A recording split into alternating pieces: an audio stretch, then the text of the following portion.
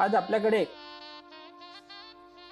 ब्रह्मविद्येचा आध्यात्मिक भाग आहे आणि त्याचा नुसतं फक्त अनुकरण न करता संशोधनात्मक प्रयोग करून आमचे दादा आज आमच्या या वर्गावर येत आहेत. तर त्या दादांचं प्रदीप सर त्यांचा परिचय करून देतील असं मी प्रदीप सरांना विनंती करतो. नमस्कार, मी प्रदीप पासपतवार.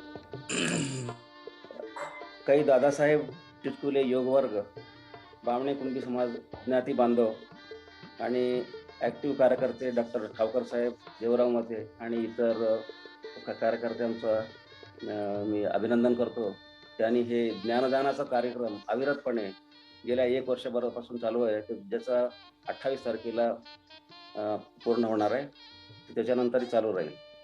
तर आजचा विषय जो आहे श्वास जीवनाचा आधार व तोच शारीरिक व मानसिक आरोग्य अबाधित ठेवतो, हा विषय आहे. आणि ह्या विषयावर बोलणारे वक्ते डॉक्टर राजेंद्र पुसाळकर, हे माझे गुरु आहेत. तर त्यांचा परिचय करून देण्याचा मला अलभ्य लाभ झालेला आहे. त्यांच्याविषयी मी 4 शब्द सांगतो. ब्रह्मविद्या हे योग आणि तत्वज्ञानाचे एक प्राचीन शास्त्र आहे, जिला सर्वसाधारणतः आपण देव, परमेश्वर, भगवान म्हणतो. त्या सर्वोच्च वस्तूला पुरातन आध्यात्मिक वाङ्मयात ब्रह्मा ही संज्ञा वापरली जाते. म्हणूनच ब्रह्मविद्या हे असे शास्त्र आहे की ज्याच्या साधनेने मनुष्याला ब्रह्म किंवा परमेश्वराचे ज्ञान होऊ शकते. ह्या ब्रह्मविद्येचा अभ्यासक्रम ब्रह्मविद्या साधक संघ ठाणेतर्फे विनामूल्य शिकवल्या जाते. त्या ब्रह्मविद्येच्या अभ्यासाने, साधना सरावाने अनेक साधकांना निरोगी, समाधान आणि श्रीमंत झाल्याचे अनुभव येत आहे. डॉक्टर राजेंद्र पुसाळकर सर ब्रह्मविद्या ज्ञानदानाचे कार्य गेल्या 10 ते 12 वर्षापासून करत आहेत. त्यांच्यासोबत त्यांच्या पत्नी प्रणिता राजेंद्र पुसाळकर मॅडम ह्या सुद्धा ब्रह्मविद्या शिक्षिका म्हणून शिकवत आहेत. त्या बँक ऑफ इंडिया या बँकेतून अधिकार पदावरून निवृत्त झालेले आहेत. त्यांचं हे जे ज्ञानदानाचं कार्य चालू आहे. प्रत्येक यशस्वी पुरुषाच्या मागे एक स्त्रीचा वाटा असतो, तो सिंहाचा वाटा प्रणिता मॅडम आहेत. सर गेल्या 40 ते 42 वर्षे ठाणे इथे वास्तव्याला आहेत. त्यांचे बालपण पती पंढरपूर म्हणून ओळखल्या जाणाऱ्या अमळनेर येथे बालपण, शालेय शिक्षण आणि महाविद्यालय शिक्षण झालेले आहे. त्यानंतर ते वैद्यकीय शिक्षणासाठी मुंबईत आले. 1967 ते 1972 मुंबई येथे वैद्यकीय शिक्षण पूर्ण केलेले आहे. त्यानंतर 1972 ते 74 या 2 वर्ष काळात वरळी येथील पोद्दार हॉस्पिटलमध्ये निवासी अधिकारी म्हणून शासकीय सेवा दिली आहे. त्यानंतर त्यांनी स्वतःची वैद्यकीय व्यवसाय सुरू केलेला आहे आणि त्या वैद्यकीय सराव करता करता आध्यात्मिक प्रासादिक ग्रंथांचा अभ्यास आणि साधना करत आलेले आहेत. आधुनिक वैद्यकशास्त्राची प्रगती, वैद्यकीय जीवनशास्त्र आणि आयुर्वेदिक विज्ञान यात परस्पर मेळ घालताना गवसलेली अमोल ब्रह्मविद्या, यामुळे आरोग्यसंपन्न डॉक्टर पुसाळकर सरांना मानसिक समाधान मिळाले, यात मात्र शंका नाही. गुरु शिष्य परंपरेने परमपूज्य जयंत दिवेकर सराकडून ब्रह्मविद्येची शिकवण डॉक्टर पुसाळकर सरांना व मॅडम प्रणिता मॅडमना प्राप्त झाली आहे. अशा ब्रह्मविद्यामय डॉक्टर राजेंद्र पुसाळकर सरांच्या मार्गदर्शनाखाली मी रोटरियन प्रदीप पासपतवार 2015 पासून साधना करत आहे. आता आपण तल्लीनतेने डॉक्टर पुसाळकर सरांना ऐकूया. मी पुन्हा एकदा सर्वांचे आभार मानतो. Over to doctor Pusalkar sir. नमस्कार. धन्यवाद प्रदीप सर. सर्वप्रथम आजच्या या प्रसन्न सकाळी या सत्रामध्ये जे सहभागी झालेले आहेत त्या सर्वांना माझ्या सर्व काळ टिकणाऱ्या सर्व प्रकारच्या आरोग्य, यश, आनंद आणि मानसिक शांतीसाठी माझ्या मनपूर्वक शुभेच्छा मी देतो. मला आत्ताच प्रदीप सरांच्याकडनं कळलं आहे की दादासाहेब टिचकुले या योग साधना वर्गातर्फे जे काय कार्य चालू आहे हे खरोखर चांगल्या प्रकारचंच कार्य आहे. कारण समाजाला सतत कोणी ना कोणी प्रबोधन करणारा कालाच्या ओघामध्ये असायलाच पाहिजे. कारण समाज प्रबोधन करण्याचं कार्य हे काही समाजाबरोबर जाण्याचं पण यात विशेष म्हणजे एखाद्या दीपस्तंभासारखं हे कार्य आहे. दीपस्तंभ जसं फक्त जहाजांना मार्ग दाखवतो, दिशा दाखवतो, त्याप्रमाणे या अशा संस्थांचं काम असतं असा माझा दृढ समज आहे. आणि खरोखर अशाच संस्था जशा अधिकारी येतील तस समाजामध्ये अत्यंत गरज असलेली जी प्रबोधनाची जी गरज आहे ती गरज लवकरात लवकर दूर व्हायला मदत होईल. या हाती घेतलेल्या कार्याबद्दल मी संस्थेचे सध्याचे संचालक डॉक्टर रामकृष्ण चावकर सर यांना, त्यांचे सगळे सहकारी आणि आपण सगळेजण आहात त्यांच्याबरोबर कार्य करणारे, साधना करणारे, तुम्हा सर्वांचं मी अभिनंदन करतो. तुम्हाला मनपूर्वक शुभेच्छा देतो. आणि आजच्या तुमच्या या अभ्यास सत्रामध्ये मला चावकर सरांनी जो विषय सुचवला त्याच विषयावरती बोलायला त्यांनी मला संधी दिली, त्याबद्दल त्यांचे मनपूर्वक आभार. आणि चावकर सर आणि मी यांच्यामध्ये असलेला निर्माण झालेला आमचा एक आवडता किंवा प्रदीप सर अस्पतवार यांचा मी मनपूर्वक आभार मानतो. कारण ही संधी मिळण्यासाठी त्यांचाही योगदान आहे. असं सर्वांच्या प्रती पुन्हा एकदा परत शुभेच्छा व्यक्त करतो. आजचा विषय जो आहे तो म्हणजे ब्रह्मविद्या. आणि या ब्रह्मविद्याबद्दल काही बोलावं असं जेव्हा मला सांगण्यात आलं तेव्हा मी या विषयाबद्दल माहिती देताना ती खूप विस्ताराने देण्याचा माझा आत्ता प्रयत्न नाहीये. कारण आमच्या जे रेग्युलर वर्ग असतात त्या 1.5 तासाच्या कालावधीमध्ये वर्गाच्या प्रारंभीला आम्ही 1.5 तास या ब्रह्मविद्येच्या बद्दलची माहिती देत असतो. परंतु इथे वेळेचं बंधन असल्यामुळे मी काही महत्वाच्या मुद्द्यांचा परामर्श घेत आपल्या समोर ब्रह्मविद्या हे नेमकं काय आहे याविषयी मी तुमच्या समोर मांडण्याचा प्रयत्न करेन. सर्वप्रथम मी सगळ्यांना अशी विनंती करतो की आपण जे कार्य जेव्हा हाती करतो, साधना जेव्हा आपण सुरू करतो त्यावेळेला आपण आपले जे अधिष्ठान आहे त्या अधिष्ठानासाठी ज्याची आपण निवड केलेली आहे त्या अधिष्ठानाची आपण प्रार्थना करतो. आम्ही सर्व ब्रह्मविद्या साधक नेहमी आमच्या ब्रह्मविद्येच्या संदर्भातल्या कुठल्याही कार्यक्रम असो किंवा आमची वैयक्तिक साधना असो त्या साधनेची सुरुवात आम्ही एका प्रार्थनेने करतो. तर ती प्रार्थना मी आधी म्हणणार आहे. ती प्रार्थना सगळ्यांनी शांतपणे ती ऐकावी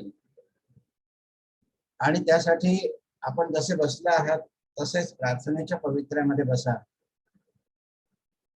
डोळे अलगद मिटून ठेवा आणि मी जी प्रार्थना म्हणतोय त्या प्रार्थनेकडे तुम्हाला जितकं बारकाईने लक्ष देता येईल त्या शब्दांकडे लक्ष द्या. कदाचित त्या प्रार्थनेमधूनच तुम्हाला ब्रह्मविद्येची एक झलक म्हणजे ही ओळख होऊ शकेल. मी प्रार्थना म्हणतोय.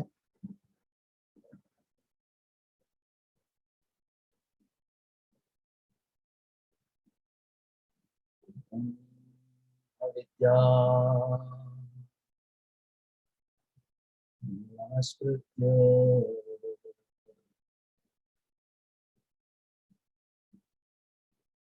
गुरु चरण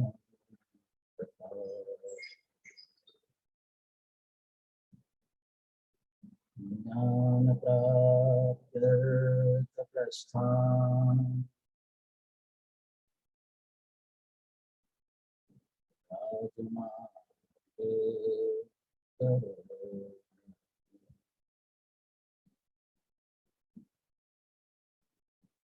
संतुष्टोऽहं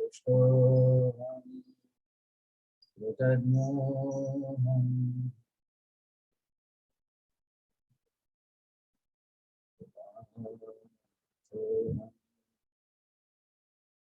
पुनः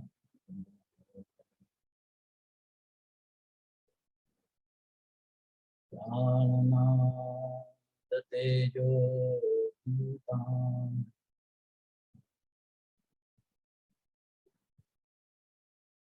ब्रह्म विद्या नमः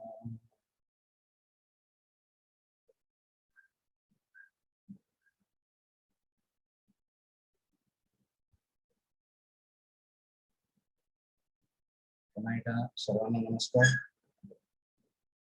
आजच्या विषयाच्या संदर्भात बोलण्यास प्रारंभ करण्यापूर्वी मी साधारण कल्पना देतो की पुढची साधारण 25 ते 30 मिनिटं मी या विषयावरती बोलणार आहे. त्यात तुम्हाला जास्तीत जास्त माहिती देण्याचा मी प्रयत्न करीन. त्यानंतरचे 5 ते 10 मिनिटं आपण प्रश्नोत्तरासाठी ठेवूया. ही जी मी माहिती तुम्हाला ब्रह्मविद्येची आज सांगणार आहे, या माहितीच्या ओघामध्ये तुमच्या मनामध्ये जे काही प्रश्न निर्माण होतील तर त्या प्रश्नांची आपण विचार करूया पुढच्या शेवटच्या 5-10 मिनिटांमध्ये. आणि मग शांतीपाठची प्रार्थना मी घेईन आणि त्यानंतर माझ्या पुरता या सत्राचा जो भाग आहे तो भाग तिथे समाप्त होईल. मगाशी अस्पतवारांनी जे सांगितलं की 45 वर्ष जवळजवळ मी या वैद्यकीय व्यवसायामध्ये होतो. 2013 पासून मी आता या व्यवसायात नाहीये. 2000 सर्वसाधारण 1976 ते 2012 एवढा काळ मी माझा वैद्यकीय व्यवसाय करत होतो. त्या वैद्यकीय व्यवसाय करत असताना मला अनेक प्रकारचे पेशंट्स मी बघण्याचा योग आला, संधी मिळाली. पण या सगळ्यांच्या मध्ये मला एक लक्षात येत गेलं की अनेक रुग्णांच्या बाबतीमध्ये माझं निरीक्षण असं होतं की हे सगळे रुग्ण पुन्हा पुन्हा आजारी का पडतात. प्रश्न नीट लक्षात घ्या, मला पडलेला का कोणता तो होता तो. हे सगळे लोक पुन्हा पुन्हा का आजारी पडतात आणि त्याच आजाराने त्यांना तेच आजार का होतात. त्याचं कारण असं आहे की त्याहीपेक्षा पुढचा प्रश्न असा होता की एकदा बरा करून दिल्यानंतर तरीही लोक पुन्हा पुन्हा ते आजार का होऊ देतात आपल्याला, हा प्रश्न होता. आणि याचं उत्तर अगदी सोपं आहे, कारण लोकांनाच हे माहित नसतं याचं उत्तर की आपण आजारी कसं पडू नये. आजारी लोक सहज पडतात, त्यांना काय फारसं सांगावं लागत नाही तू आता आजारी पडून दाखव म्हणून. ते सहज आजारी पडतात, परंतु त्यांना हे माहित नसतं की आपण आजारी कसं पडू नये.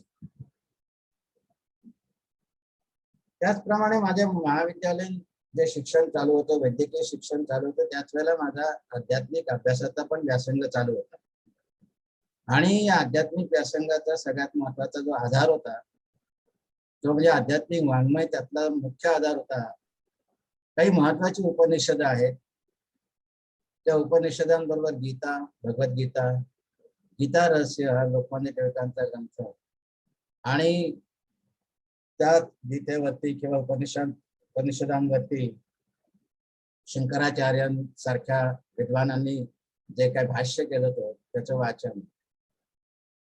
पण हे करत असताना तेव्हा माझ्या पुन्हा मनात एक प्रश्न नेहमी येत असे की हे सगळं आध्यात्मिक वाङ्मयामध्ये आपल्याला जे सांगितलं गेलंय परमेश्वराबद्दल, परमेश्वराचं अस्तित्व, तो एक सिद्धांत आहे की आपण म्हणतो की सर्वानुभूती परमेश्वर, म्हणजे परमेश्वर सगळीकडे आहे, विश्वात सगळीकडे आहे, विश्वातल्या प्रत्येक पदार्थामध्ये आहे, प्रत्येक माणसात आहे. प्रश्न हा होता की मग हे जर सांगितलं आहे तर त्या परमेश्वराचा अनुभव कसा घ्यायचा, आणि त्या प्रश्नाचं उत्तर काही मिळत नव्हतं. तिसरा एक प्रश्न असा मनामध्ये निर्माण झाला की जो व्यवसाय मी करतोय त्या व्यवसायामध्ये व्यवसायात म्हणजे वैद्यकीय शास्त्र जवळजवळ गेल्या 250-300 वर्षापासून ते अस्तित्वात आलेलं आहे, ज्याला आपण ॲलोपॅथिक मेडिसिन्स म्हणतो ते. परंतु यातली सुद्धा मजेचा भाग म्हणजे गेल्या 90 वर्षामध्ये या शास्त्राने जितकी विलक्षण प्रगती केली आहे की ती बघितल्यानंतर असं लक्षात येतं की ह्या प्रगती होऊन सुद्धा आज जी आपण परिस्थिती पाहतो आहे की सध्याच्या या पॅन्डेमिक, अशा अनेक पॅन्डेमिक आधी येऊन गेल्या आहेत, कदाचित पुढे पण येऊ शकतात, परंतु अशी जे पॅन्डेमिक आली तर वैद्यकीय शास्त्र गोंधळून जातं, हतबल झाल्यासारखं काही काळ वाटतं आपल्याला. तर याचं कारण काय? तर याचं कारण असं दिसतं की वैद्यकीय शास्त्र हे बायोमेडिकल टेक्नॉलॉजीच्या मदतीने प्रगत झालेलं आहे. आणि त्यामुळे झालंय काय की रोग निदानाच्या ज्या पद्धती आहेत त्या पद्धती सुलभ करण्यासाठी वेगवेगळे साधनं उपलब्ध झाली. गेल्या जवळजवळ 70-80 वर्षामध्ये अनेक प्रकारची नवीन नवीन औषधांची निर्मिती होत आलेली आहे. पण हे जरी सगळं असलं तरी मूळ वैद्यकशास्त्र बदललेलं नाही.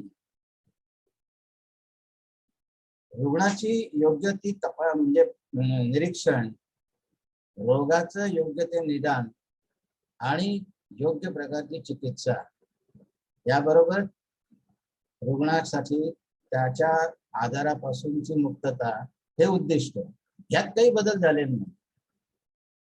पण तरी देखील आपल्याला असं वाटतं की हे कुठेतरी कमी पडतंय. याचं कारण काय? तर याचं कारण शोधताना एक महत्वाची गोष्ट माझ्या लक्षात आली होती, ती म्हणजे की मेडिकल सायन्स कितीही पुढे गेलं तरी त्याची मर्यादा ही जिवंत शरीरापुरती आहे. म्हणजे मेडिकल सायन्स जेव्हा कुठल्याही शरीराचा विचार करतो त्यावेळेला त्याच्यासमोर जिवंत शरीर असतं.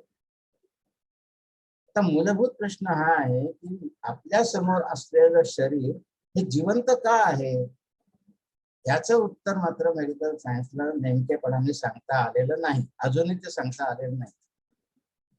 तुम्ही नीट विचार करा मी काय म्हणतोय ते, की मेडिकल सायन्स किती प्रगत झालं तरी आपल्या समोरच्या रुग्णाचं शरीर जिवंत का आहे याचं उत्तर त्यांना देता येत नाही. आणि आयुर्वेदाचा जेव्हा मी अभ्यास करत होतो त्यावेळेला माझ्या 2 गोष्टी लक्षात आल्या की आयुर्वेदामध्ये असं म्हटलेलं आहे की सर्व रोगांना मूल कारणम प्रज्ञापराध. म्हणजे याचा अर्थ असा की आपली प्रज्ञा म्हणजे बुद्धीचा अपराध म्हणजे बुद्धीचा अनुचित वापर केल्यामुळे सगळे रोग होतात, इतकं स्पष्ट आयुर्वेदाने सांगितलं. त्याच्या पुढचा एक महत्वाचा भाग आयुर्वेदामध्ये जो आढळतो तो म्हणजे की आयुर्वेद असं म्हणतं की प्राण ही एष सर्वहा, म्हणजे प्राण हेच सगळं मूळ आहे. याचा अर्थ वेगळ्या भाषेमध्ये वेगळ्या शब्दात आपण असं म्हणू शकतो की प्राण आहे तर जिवंतपणा आहे. आता या 3 जे आधार जे माझ्या प्रश्नाच्या शोधासाठी जे माझे आधार जे होते ते हे 3 आधार मला एकत्र कसे आणता येतील, याची काही सांगड घालता येईल का, याच्यात काही परस्पर आधार आहे का, संबंध आहे का, याचा शोध घेण्याचा जेव्हा पुढचा माझा प्रयत्न सुरू झाला तेव्हा तो शोध माझा अतिशय समाधानकारकरित्या थांबला, तो म्हणजे ब्रह्मविद्या. कारण ब्रह्मविद्या हे शास्त्र या 3ही प्रश्नांच्या जे प्रश्न मी आता तुम्हाला समोर ठेवले त्या 3ही प्रश्नांचं उत्तर अगदी स्पष्टपणे निर्विवादपणे ब्रह्मविद्या देते. तर अशा या ब्रह्मविद्येचा जो माझा अभ्यास आहे तो गेले जवळजवळ 20 वर्ष चालू आहे आणि अजूनही तो अभ्यास चालूच आहे. या ब्रह्मविद्येला आणि त्या ब्रह्मविद्येच्या सर्व गुरुजनांना वंदन करून आपण सुरुवात करू. ब्रह्मविद्या म्हणजे काय? आस्पदवारांनी सुरुवात करून त्यांच्या याच्यामध्ये बोलण्यामध्ये सांगितलं की ब्रह्मविद्या म्हणजे नेमकं काय. आम्ही असं म्हणतो ब्रह्मविद्या साधक संघ आणि साधक संघाचे आम्ही सगळे शिक्षक आणि साधक की ब्रह्मविद्या म्हणजे आरोग्य आणि यशाची गुरुकिल्ली. आता ही एक आपण म्हणूया हा एक हे वाक्य आहे आपलं. या वाक्याच्या आधाराने आपल्याला पुढे जायचंय. ब्रह्मविद्या ही म्हणजे आरोग्य आणि यशाची गुरुकिल्ली. तर ब्रह्मविद्या म्हणजे नेमकं काय? ब्रह्मविद्येबद्दल सांगताना जसं मगाशी म्हटलं आरोग्य आणि यशाची गुरुकिल्ली, तसं मी आम्ही असं म्हणतो की ब्रह्मविद्या म्हणजे जीवनाचं शास्त्र आहे. ब्रह्मविद्या जीवनाचं शास्त्र आहे. ब्रह्मविद्या ही जीवन समजून घेण्याची आणि ते उत्तम प्रकारे जगण्याची कला आहे. आणि ऑफकोर्स ब्रह्मविद्या म्हणजे परमेश्वराचं ज्ञान आहे. ब्रह्मविद्या या शब्दाचा विचार करताना दोन गोष्टी आपल्याला समोर, दोन शब्द आपल्यामध्ये आपल्याला दिसतात. एक ब्रह्म आणि दुसरं विद्या. विद्या म्हणजे कुठलंही शास्त्र, ज्ञान, मार्गदर्शन, या अर्थाने आपण विद्या हा शब्द समजून घेतो. माहिती, विविध प्रकारची माहिती. मग ब्रह्म म्हणजे काय? तर ब्रह्म याचा अर्थ मगाशी आस्पदवारांनी पण जो उल्लेख केला तोच आहे की धर्मपंथ कुठलाही असला तरी सगळ्यांची एक धारणा आहे की हे आपल्या भोवती जे अफाट विश्व पसरलेलं आहे त्या विश्वाचा जो निर्माता आहे, कोणीतरी हे विश्व निर्माण केलंय. आपण आज स्वतःला हा प्रश्न विचारू शकतो की मी हे विश्व निर्माण केलंय का? तर याचं उत्तर प्रत्येक जण नाही असंच म्हणेल. तुमचे मला काही शक्य नाही, मी कसं करणार हे विश्व निर्माण. मग हे विश्व निर्माण कोणी केलं? हा जो विश्व निर्माण करणारा कोणीतरी जो आहे त्याला अनेक धर्मांमध्ये पंथांमध्ये वेगवेगळ्या नावाने ओळखलं जातं. ते नाव कुठलंही असलं तरी तो कर्ता एकच आहे आणि तो कर्ता म्हणजे ब्रह्म. जेव्हा ब्रह्माची ही माहिती ओळख करून घेतल्यानंतर मग आता या ब्रह्माचं ज्ञान आपल्याला प्राप्त करायचं आहे. ते ज्ञान प्राप्त करून देणारी ही विद्या आहे. तर ब्रह्माचं ज्ञान प्राप्त करायचं, ब्रह्मविद्या प्राप्त करायचं म्हणजे काय करायचं? तर याच्यासाठी एक महत्वाचा अडथळा जो येतो तो आपल्या मनामध्ये की दोन महत्वाचे प्रश्न येतात की हे ब्रह्म म्हणजे अध्यात्म आहे का? ब्रह्मविद्या म्हणजे? तर सध्या काही मला वेळ नाही. मी इतक्या माझ्या रोजच्या जीवनामध्ये अडकलेलो आहे, गर्क झालेलो आहे, गुंतलेलो आहे की मला क्षणभर सुद्धा वेळ नाही अध्यात्माचा विचार करायचा. साहजिक आहे, बऱ्याच लोकांचा अनुभव तसा आहे. पुढचा प्रश्न येतो की ब्रह्मविद्या शिकून काय मिळणार आहे? तो परमेश्वराचं ज्ञान मला कशासाठी मिळवायचंय? चाललंय की माझं बरं. मला आतापर्यंत काही ब्रह्मविद्येचं परमेश्वराचं ज्ञान नव्हतं किंवा जे काही होतं ते पारंपरिक पद्धतीने आलेलं ज्ञान आहे माझ्याकडे. त्याने काही माझं चाललंय की त्याच्या आधाराने काही फारसं बिघडलेलं नाहीये तुमचं हे ब्रह्मज्ञान घेतलं मिळवलं नाही म्हणून. बरोबर आहे. पण आणखीन तिसरा मुद्दा येतो की हे काय देणार आहे मला? ब्रह्मविद्या तुमची परमेश्वराचं ज्ञान किंवा तुमची ब्रह्मविद्या मला नेमकं काय देणार आहे? मला पैसा देणार आहे का? मला धन दौलत देणार आहे का? मला संपत्ती देणार आहे का? मला समाजामध्ये मान प्रतिष्ठा देणार आहे का? आणि देणाऱ्याची तसं तर मी आत्ताही मिळवतोय. मग तुमच्या ब्रह्मविद्येचं मला नेमकं काय उपयोग? या पार्श्वभूमीवरती आपल्याला ब्रह्मविद्येची माहिती घ्यायची. सुरुवात जसं म्हटलं की ब्रह्मविद्या म्हणजे आरोग्य आणि यशाची गुरुकिल्ली. आता आरोग्य आणि यश या दोन गोष्टी आपल्याला आपल्या सामान्य माणसाच्या जीवनामध्ये सुद्धा अत्यंत महत्वाच्या आहेत. कारण जसं म्हटलं मगाशी की मी ब्रह्मविद्येशिवाय ज्या गोष्टी मला मिळवायच्या आहेत ते मिळवू शकतो, परंतु त्या गोष्टी कशासाठी मिळवायच्या? तर आनंदासाठी मिळवायच्या. आणि या गोष्टींचा आनंद आपल्याला केव्हा घेता येईल? तर आपल्याला आपलं शरीर आणि आपलं मन हे जर धगधाकट असेल, सुदृढ असेल तरच त्या शरीराच्या मार्फत, मनाच्या मार्फत आपण आरोग्य आणि यशाचा आनंद घेऊ शकतो. हा मुद्दा मला असं वाटतं तुम्हाला सगळ्यांना मान्य होईल. कारण आपलं तुमच्या समोर कितीही सुखाची साधनं आणून ठेवली तरी देखील जर तुम्ही एखादा व्यक्ती जर गलितगात्र असेल, गोळागोळा होऊन जर त्या अंथरुणावरती पडला असेल, त्याचं मन जर काही कुठल्याही प्रकारचं सक्षमतेने काम करत नसेल, त्यांना समजत नसेल, तर या सगळ्या साधनांचा, सुख साधनांचा त्याला काय उपयोग आहे? म्हणजे सुख साधनं ही गौण आहेत, तर शरीराचं आरोग्य आणि मनाचं आरोग्य आणि कार्यक्षमता हा महत्वाचा भाग. आणि ब्रह्मविद्या आपल्याला त्यासाठी मदत करते, त्यासाठी मार्गदर्शन करते. आता विषयाची मांडणी थोडक्यामध्ये सांगण्यासाठी म्हणून मी तुमच्या समोर काही प्रश्न उपस्थित करत जाईन आणि त्या प्रश्नाची उत्तरं कदाचित तुम्ही तुमच्या मनामध्ये सुद्धा देऊ शकाल आणि ती तुम्ही द्या तुमच्या मनामध्ये.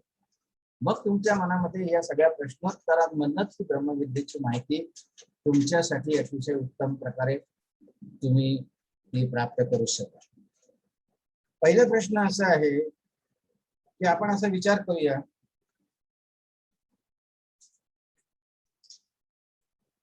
की मनुष्य या ठिकाणी आपण स्वतःला आपण मानूया. मी म्हणजे मनुष्य, कुठलाही मनुष्य म्हणजे मी. तर मी जेव्हा असं म्हणेन की मनुष्याला, त्यावेळेला तुम्ही स्वतःशी म्हणा की मला. तर प्रत्येक माणसाचं स्वतःच्या आयुष्याबद्दल, जगण्याबद्दल काय अपेक्षा आहे? तुम्ही म्हणू शकता की माझ्या जीवनाची काय अपेक्षा?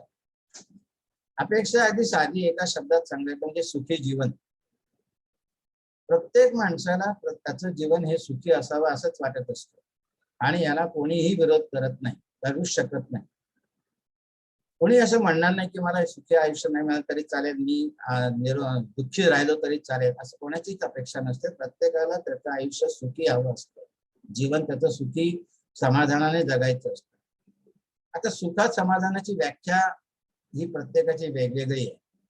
कोणाला अशा काही व्यक्ती त्याच्या जीवनात यायला हवे असतात की त्याच्यामुळे त्याला आनंद सुख मिळेल.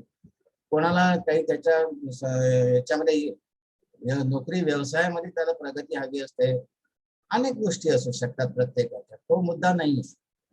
मुद्दा हा आहे की तुमच्या प्रत्येक माणसाच्या यशाच्या आनंद सुखी जीवनाची जर आपण कल्पना केली तर त्याचं सार फक्त 3 शब्दामध्ये मिळतं की ज्या जीवनामध्ये आरोग्य आहे, ज्या जीवनामध्ये यश आहे, ज्या जीवनामध्ये आनंद आहे, त्या जीवनाला सुखी जीवन म्हणतात. आता हे सुखी जीवन जर आपल्याला कोण देतं? अशी एखादी संस्था आहे का की जिथे गेल्यानंतर आपण काही ठराविक चार्जेस भरले, ही त्याची मेंबरशिप घेतली तर आपल्याला ही ठराविक काळासाठी रेग्युलर ही सुखी जीवन मिळू शकतं? अशी काही संस्था आहे का? तर दुर्दैवाने अशी संस्था अजिबात नाही. मग मनुष्य धडपड तर करत असतो त्याच्या बुद्धीच्या जोरावरती, कुठून तरी कसं तरी यश मिळवायचं, सुख मिळवायचं, आणि त्याची धडपड ही यशस्वी होते असं नाही. होतेच होते असं अजिबात नाहीये. आणि म्हणून मग त्याला अशी कुठल्या तरी मार्गदर्शनाची गरज लागते. ते मार्गदर्शन म्हणजे ब्रह्मविद्या. आता पुढचा भाग असा येतो की आपण सर्वजण काय करतो? आपण सर्वजण जगतो. सगळ्यात महत्वाचा मुद्दा म्हणजे आपण काय करतो जन्माला आल्यापासून, तर आपण जगत असतो. हे जगणं म्हणजे काय? तर जगण्यासाठी आतापर्यंत आपल्याला ज्या ज्या काही गोष्टी शिकवल्या गेल्या, समजल्या आपल्याला, त्याप्रमाणे आपण आपल्या ज्या गोष्टी क्रिया करतो शरीराच्या मार्फत, त्याला आपण जगणं म्हणतो. सगळ्या क्रियांची बेरीज म्हणजे जगणं. त्यात सगळ्या गोष्टी आहेत. तुम्ही ज्या ज्या काही करता आहात, प्रत्येक मनुष्य त्याच्या अस्तित्वाच्या संदर्भात जे जे काही करतो, ती प्रत्येक क्रिया मिळून हे त्याचं जगणं असतं. ठीक आहे, हा मुद्दा तुमच्या समोर आहे. पण हे जगणं आपल्याला साध्य व्हावं, जगण्याचा अनुभव देता यावा, म्हणून त्या परमेश्वराने आपल्याला काय दिलंय? परमेश्वराने आपल्याला मन दिलंय. आणि ही सर्वसामान्य माणसाची हाच समज आहे की आपण म्हणजे आपलं शरीर, आपण म्हणजे आपलं मन. पण ब्रह्मविद्या असं सांगते, जसं अगदी मी सुरुवातीला म्हटलं होतं की सर्वानुभूती परमेश्वर, याचा अर्थ काय? तो आध्यात्मिक सिद्धांत आपल्याला या प्रत्येक क्षणाक्षणाला आपण तो अनुभवत असतो, पण आपल्याला तो कळत नसतो की मी तो अनुभवतोय म्हणून. आणि तो आहे आपल्यामधला परमेश्वर किंवा आपल्यामधला त्या परमेश्वराचा अंश. म्हणजे आपण हा अंश कसा आहे त्याचा अनुभव आपण कसा घेऊ शकतो, तर अगदी सोध्या शब्दामध्ये सांगायचं झालं तर आपल्या ह्या चालत्या बोलत्या शरीराची तुलना आपण कशाबरोबर करू शकतो, तर एखाद्या मृत शरीराबरोबर आपण सहज करू शकतो. आपण म्हणतो की ते मृत शरीर आणि माझं शरीर यात नेमका फरक काय, आणि तो तुम्ही पटकन सांगू शकता, कारण तो तुमचा अनुभव आहे. आणि तो अनुभव काय आहे की माझं शरीर जिवंत आहे. जिवंत आहे याचा अर्थ काय, माझ्या शरीरामध्ये हालचाल आहे, वेगवेगळ्या प्रकारच्या हालचाली माझ्या शरीरामध्ये घडत आहे. मग माझं शरीर हालचाल करतं हे कोणामुळे करतं?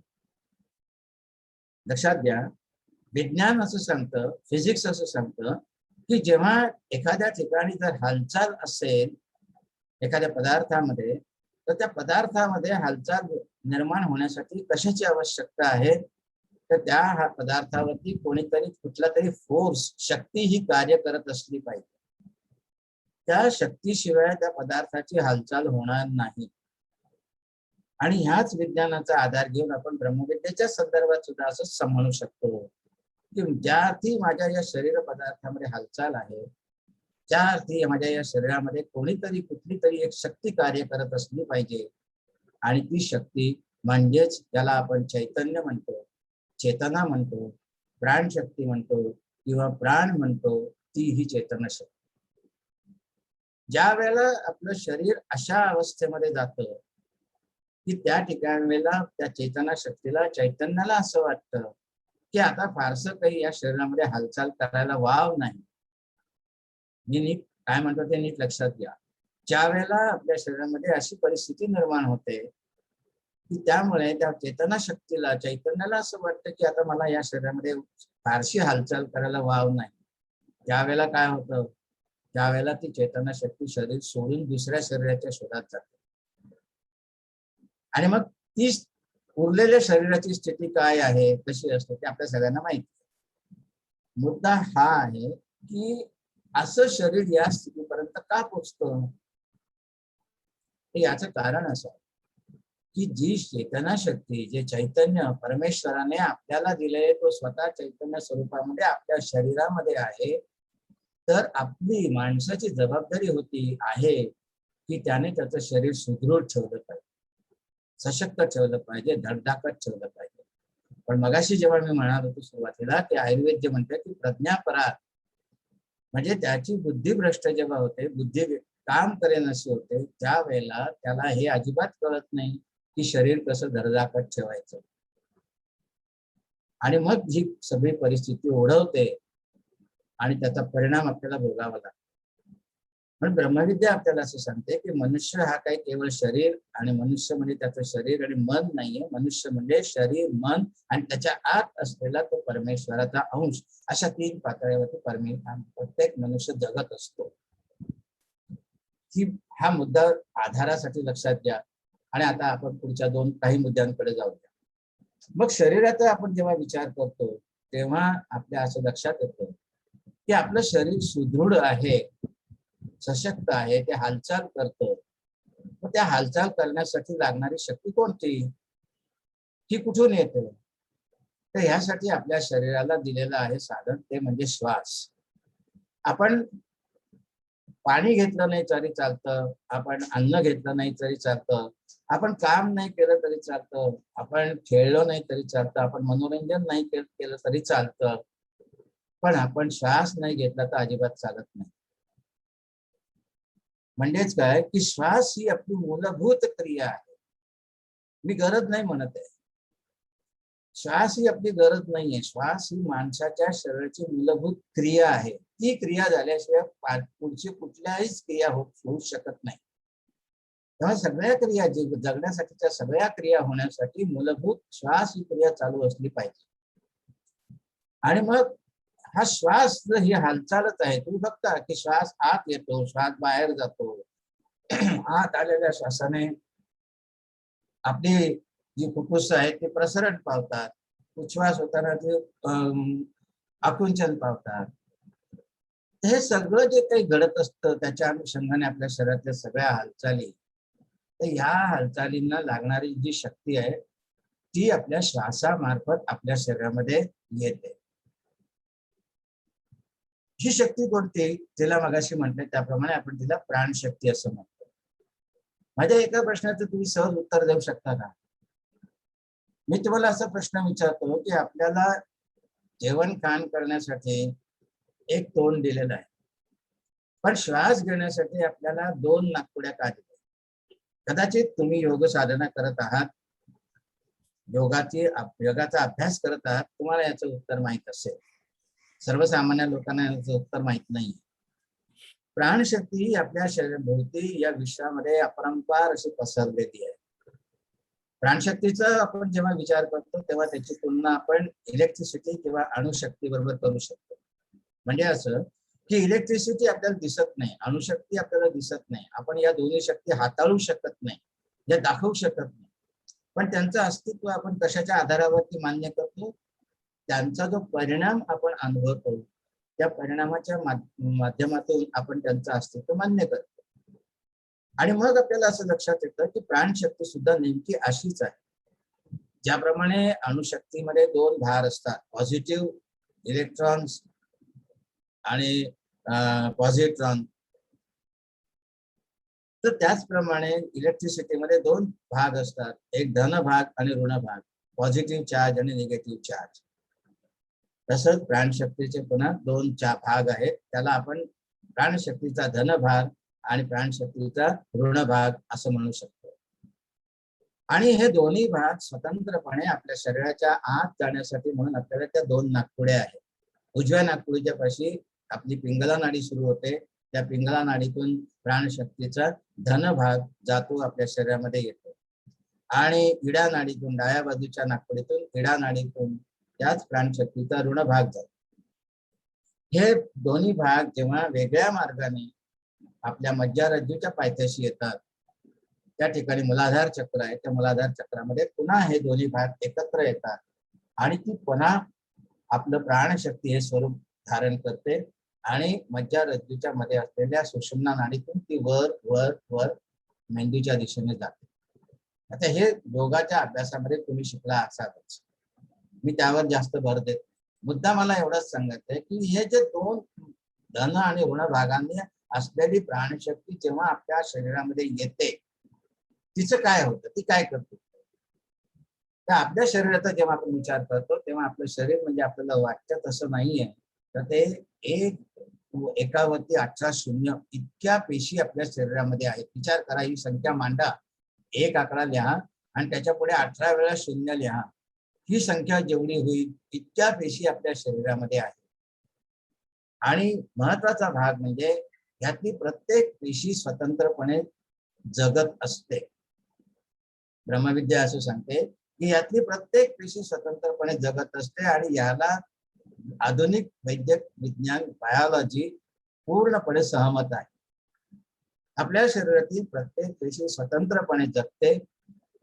याचा अर्थ असा की जगण्याची क्रिया तिच्यामध्ये होत आहे. पेशीची हालचाल स्वतंत्रपणे ती होते आणि ती हालचाल होण्यासाठी तिच्याकडे आकार आहे, म्हणजे शरीर आहे. पेशीचा आकार म्हणजे पेशीचं शरीर. आणि ती हालचाल कशी करायची हे त्या पेशीला कोणी सांगावं लागत नाही, तिला ते स्वयंभूत माहीत असतं. ती स्वतःच ठरवते केव्हा काय करायचं. आणि हे ठरवण्याचं काम जे आहे ते म्हणजे त्या पेशीमध्ये असलेलं मन. म्हणजे एका पेशीचा जेव्हा आपण विचार करतो तेव्हा पेशीला पेशीचं शरीर आहे, आकार आहे, तिच्यामध्ये मन आहे आणि तिच्यामध्ये ही प्राणशक्ती आहे. तेव्हा म्हणतो ना, जे जे ब्रह्मांडामध्ये ते ते पिंडामध्ये, हाच सिद्धांत आहे की आपल्या शरीरामध्ये जे काही आहे तेच त्या प्रत्येक पेशीत आहे आणि त्या प्रत्येक पेशीत जे काही आहे तेच आपल्या सगळ्या शरीरामध्ये मिळून आहे. म्हणजे इथं आता महत्वाचा मुद्दा असा येतो की आपली प्राणशक्ती ही इथं काय करते. या प्राणशक्तीचे जेव्हा हे धन आणि ऋण भाग हे समतोलामध्ये असतात, संतुलनामध्ये असतात, एकसारख्या प्रमाणात असतात, त्यावेळेला ती प्राणशक्ती कार्यरत असते. आणि जेव्हा ती कार्यरत असते त्यावेळेला आपण म्हणतो की ती त्या जीवनाची हालचाल त्या आकारामध्ये घडवून आणते. आणि नेमकं असं आपल्या सगळ्या ज्या पेशी मिळून आपल्या पेशींमध्ये घडत असतं आणि आपलं जीवन घडत असतं. म्हणजे प्राणशक्तीचा धन आणि ऋण भागांचा समतोल हा महत्वाचा भाग आहे. आणि हे आपल्याला कधीही कुठल्याही शिक्षण पद्धतीमध्ये कोणीही शिकवलेलं नाही. इव्हन वैद्यकीय प्रगत शास्त्र किती प्रगत झालं तरी त्याच्यामध्ये हा मुद्दाच नाहीये की प्राणशक्ती म्हणजे काय, ती काय असावी लागते, तिचं नेमकं स्वरूप अस्तित्व कसं असतं आपल्या शरीरामध्ये आणि ती काय करते, याची उत्तरं वैद्यक शास्त्रात नाही. तर हे महत्वाचा भाग आपल्याला ब्रह्मविद्या शिकवते की प्रत्येक पेशीमध्ये, प्रत्येक पेशींनी बनलेल्या प्रत्येक शरीरामध्ये प्राणशक्तीचा धन आणि ऋण भाग हा समतोल असणं ही जीवनाची व्यवस्था आहे. जगण्याची व्यवस्था म्हणजे हा समतोल. वेगळ्या भाषेत, आजच्या भाषेत ज्याला आपण म्हणतो की आज जो आपण विषय नेहमीच ऐकतो आहे, कानावरती आदळतोय प्रसार माध्यमातून, तो म्हणजे आपली इम्युनिटी. ही इम्युनिटी ही दुसरं तिसरं काही नाहीये. इम्युनिटी ही आपली जगण्याची व्यवस्था आहे. प्रत्येक माणसाच्या शरीराची जगण्याची व्यवस्था म्हणजे इम्युनिटी आजच्या भाषेत. आणि ही इम्युनिटी म्हणजे दुसरं तिसरं काही नाही, तर इम्युनिटी म्हणजे प्राणशक्तीच्या धन आणि ऋण भागाचा समतोल. दुर्दैवाने ही गोष्ट आपल्याला माहित नसते, त्यामुळे हा समतोलच आपण ओळखू शकत नाही आणि तो राखू शकत नाही, तो सतत बिघडलेला असतो. मग आपण असा विचार करू शकतो की शरीराच्या पातळीवरती श्वासाच्या पातळी माध्यमातून प्राणशक्तीच्या माध्यमातून प्रत्येक पेशीमध्ये असणारा प्राणशक्तीच्या धनऋण भागाचा समतोल ही जर व्यवस्था असेल जगण्याची, तर ती अबाधित कोणी ठेवलेली आहे? परमेश्वराने. आपण नाही ठेवू शकत, कारण आपल्याला माहितच नाहीये ती व्यवस्था. ती परमेश्वराने प्रस्थापित केलेली व्यवस्था आहे आणि ही आपली जगण्याची व्यवस्था आपण ओळखली पाहिजे. ही ओळखून आपल्याला सांगण्याचं काम, ती कशी वापरायची, ती कशी ठेवायची, याचं मार्गदर्शन ब्रह्मविद्या करते. आपण शरीर, श्वास, प्राणशक्ती, आरोग्य असं जेव्हा मांडणी करतो तेव्हा आपलं असं लक्षात येतं की या सगळ्यांमध्ये श्वास महत्वाचा आहे. कारण श्वास हे ते माध्यम आहे की त्या माध्यमातून प्राणशक्ती आपल्या प्रत्येक श्वासाबरोबर आत येतच असते. मग हा श्वास आपल्याला माहिती आहे का? श्वास कसा घ्यायचा असतो, किती घ्यायचा असतो, त्याबद्दल काहीही शिकवण आपल्याला दिलेली नाही. आणि म्हणून आपला श्वास हा बहुतांशी बिघडलेलाच असतो. हा बिघडलेला श्वास हा आपल्या शरीराच्या बिघडलेल्या आरोग्याच्या व्यवस्थेचं कारण आहे. आणि म्हणून आपल्याला आरोग्य जर आणायचं असेल तर आजार दूर करण्यापेक्षा आपली व्यवस्था जी आहे आरोग्याची, ती कायम ठेवणं, ती पुन्हा प्रस्थापित करणं, हा आपला दृष्टिकोन असला पाहिजे. कारण किती वेळा मगाशी म्हणून मी म्हटलं की अनेक वेळेला बरं करून करून सुद्धा, औषधोपचार करून सुद्धा पुन्हा पुन्हा माणूस का आजारी पडतो, याचं उत्तर हे आहे की त्याला त्याच्यातली आरोग्याची व्यवस्थाच माहिती नाही. आणि ही व्यवस्था समजून घेण्याचं काम ब्रह्मविद्या करते. पुढचा भाग येतो तो म्हणजे आपल्या मनाकडचा. मनाचा संबंध येतो की सुखी जीवनामध्ये दोन महत्वाचे मुद्दे आहेत, यश आणि आनंद. यश आणि आनंद या काही गोष्टी नाही आहेत, हे काही पदार्थ नाही आहेत, ह्या अनुभवण्याचा भाग आहे. यशाचा अनुभव येतो, आनंदाचा अनुभव येतो. पण हा अनुभव घेण्याची क्षमता कोणामध्ये आहे? अनुभव घेण्याची क्षमता आपल्या प्रत्येकाच्या मनामध्ये आहे. मन फक्त आपला हे सगळे अनुभव घेऊ शकतो, मन हे सगळं जाणू शकतो. जाणण्याची क्रिया, अनुभवण्याचा जो भाग आहे तो मनाशी संबंधित आहे. आणि मग हे मनाचा विचार करताना परमेश्वराने आपल्याला मुळातच सुदृढ मन दिलेलं आहे. मन कशा करता दिलेलं आहे? तर मनाचा सगळ्यात महत्वाचा भाग आहे तो म्हणजे विचार. विचार जोपर्यंत आपल्याकडे येत नाही तर काय यायला पाहिजे विचार? तर आपल्याला जे काही करायचं आहे, जी काही हालचाल करायची आहे, ती हालचाल कशी करायची, का करायची, कुठे करायची, किती करायची, नेमकी केव्हा करायची, या सगळ्यांचा विचार आधी व्हायला पाहिजे. पुन्हा मी सांगतो की आपली प्रत्येक कृती जी आहे त्या प्रत्येक कृतीच्या मागे विचार असणं महत्वाचं. आणि तो विचार कसा करायचा असतो हे सुद्धा आपल्याला शिकवलंय का कोणी? प्रामाणिकपणे कबूल करा. आपण कुठल्या शाळेमध्ये, कुठल्या वर्गात, कुठल्या शिक्षकांनी, कुठल्या संस्थेमध्ये आपल्याला शिकवलं गेलं की विचार हा असा असा करायचा असतो? विचार जेव्हा आपण विचार करतो तेव्हा आपल्या लक्षात येतं की दोन प्रकारचे विचार, एक सकारात्मक विचार आहे, एक नकारात्मक विचार. परंतु आपल्याला सकारात्मक आणि नकारात्मक विचारांचं महत्वच काय आहे ते माहित नाहीये. त्यामुळे आपण नेमके कोणते विचार घ्यायचे असतात, कोणते विचार टाळायचे असतात हे आपल्याला काही फारसं शिकवलं नाहीये. हे समाजाने प्रत्येकाच्या बुद्धीवरती सोडून दिलेलं आहे. म्हणजे आपण आपल्या बुद्धीने ठरवतो की माझ्यासाठी काय चांगलं आहे, कोणता विचार चांगला आहे. तो तुमच्या माझ्यासाठी चांगला असेल, तो उरलेल्या 1000 लोकांसाठी तो तितकाच वाईट असेल, चुकीचा असेल. किंवा त्यांच्यासाठी असलेला चांगला विचार हा तुमच्या माझ्यासाठी हा वाईट असेल, असू शकतो. पण हे का होतं असं? याचं कारण परमेश्वराने आपल्या मनाच्या, जसं आपण म्हणतो की प्राणशक्ती शरीराच्या पातळीवरती आहे, तशी परमेश्वराची दुसरी एक शक्ती आहे, तिचं नाव आहे विवेक शक्ती. ही विवेक शक्ती म्हणजे विवेक बुद्धी. ही विवेक बुद्धी परमेश्वराने प्रत्येकाला दिलेली आहे. पण आपल्याला माहित नाहीये की माझ्याकडे विवेक बुद्धी आहे. आपण फक्त बुद्धी समजतो, इंटेलिजन्स. पण आपण विवेक बुद्धी आहे हे कधी आपण समजून घेत नाही. आणि त्यामुळे त्या विवेक बुद्धीचा आपल्याला नीट वापर करता येत नाही. आणि विवेक बुद्धीचा वापर नीट करता न आल्यामुळे चांगला विचार, सशक्त विचार, सकारात्मक विचार, नकारात्मक विचार यामध्ये आपण फारसा भेद करू शकत नाही.